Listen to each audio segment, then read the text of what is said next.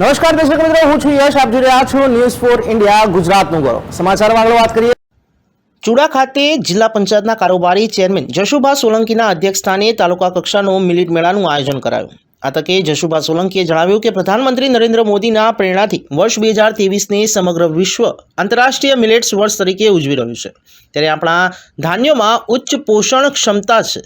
તેમાં ઉચ્ચ માત્રામાં પ્રોટીન, એન્ટીઓક્સિડન્ટ, વિટામિન, ફાઇબર તેમજ ખનિજ તત્વોનો ભંડાર હોવાથી એવા પોષક ધાન્યોને શ્રી અન્નની ઉપમા આપવી જોઈએ. આપણી તંદુરસ્તી અને જમીનની ફળદ્રુપતા વધારવા માટે પ્રાકૃતિક ખેતી શ્રેષ્ઠ વિકલ્પ હોવાનું જણાવીને પ્રાકૃતિક ખેતી અપનાવવાનો અનુરોધ કર્યો હતો. આ અવસરે જણાવ્યું કે આરોગ્યની જાળવણી કરવા માટે આપણા ખેડૂતોએ મિલેટ્સ ધાન્યનું વાવેતર વધારવું જોઈએ.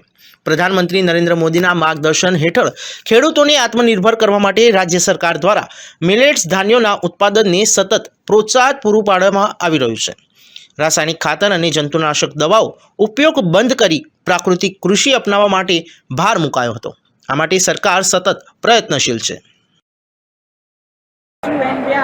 सीनियर साइंटिस्ट एंड हेड कृषि विज्ञान केंद्र जूनागढ़ एग्रीकल्चर यूनिवर्सिटी जूनागढ़ नाना कांदासर जिल्लो सुरेन्द्रनगर आज आ तालुका कक्षानो जे मिलेट मेळो योजायो छे एनी अंदर अमे कृषि विज्ञान केंद्रना वैज्ञानिक श्रीओ हूँ अने डॉक्टर रोहितभाई कालमा राज्य सरकार द्वारा जे आ मिलेट मेळा योजाय छे एनी अंदर टेक्निकल बेकस्टॉपिंग आपवा माटे अमे अहीं पधारेल छीए.